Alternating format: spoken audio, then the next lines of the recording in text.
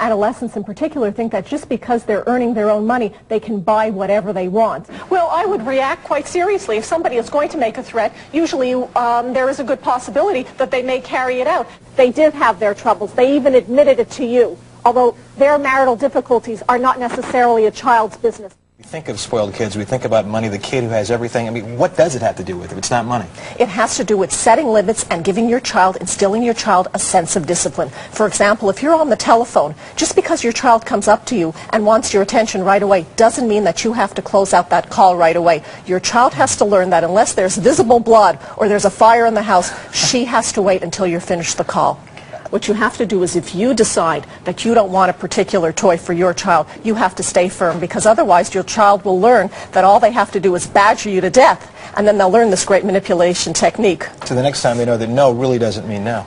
Is it possible to change a kid's behavior once he or she has been taken to that point? Well, ideally you want to get them when they're young, because otherwise it becomes very difficult to modify the behavior, because if they get everything they want in their home, then they think that's going to translate into school and to the outside world. I just wonder if this is kind of a manipulative behavior to have these shrinks who were paid for clearly by people with an agenda to say a particular thing about...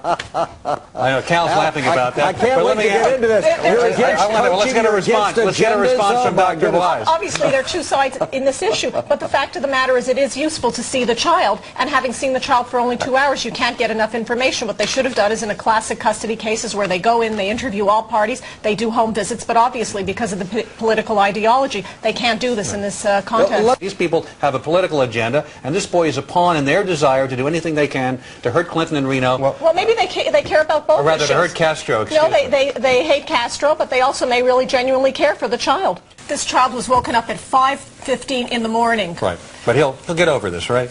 That's what you say. You don't think he'll ever get over it? Can you imagine what it's like to be woken up by people who come in with masks? They almost look like Ninja Turtles, and they had a gun pointed to his face. Go to an elementary school Little League game and watch the way the parents are cheering and jeering and yelling at the coaches and the kids to do anything in the most aggressive manner to win. So you have to realize the context and the culture that we're living in. This is what's being rewarded. We live in a jock culture where basically a lot of the athletes in high schools are being rewarded, or at the very least not being punished for their bully-like behavior, and the nerds are pushed aside. How do parents handle their kids' fears? Dr. Audrey Wise, a family and child counselor, says that keeping children feeling protected is the first step.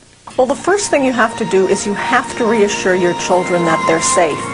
And it may take a couple of times. You have to tell them that you love them, that they are safe, and that you will always be with them. This is the beginning of the trial, so they are really watching. It's sort of like a tennis match. They may be a little bit bored, somebody may take a snooze, they may be looking down, but right now this is still exciting. For many of them this may actually be a novelty, and that's why they're mesmerized by every emotion. Anything that's going to get a 10, 11, 12-year-old to read a 700-plus page book, it's got to be good. I think it's wonderful. I don't know what all the hype is about, the negative hype, because basically it's a story of good and evil. I mean, even the Bible has good and evil. If you can get kids hooked on reading, there's nothing wrong with it. It's a fantasy story. It's easy to read. There's a bit of magic. And it's not the first time that people have tried to censor books. I don't see what all the commotion is about. You're getting kids hooked on reading. Now, Dr. Wise, does this sound like a healthy, kind of normal situation we have here? I think it sounds really normal, but I also have to comment that I think Nick is really earning his keep in this situation. No fooling around. And I think that you are going to really start pushing your mother to get a raise. Is that correct? Yeah.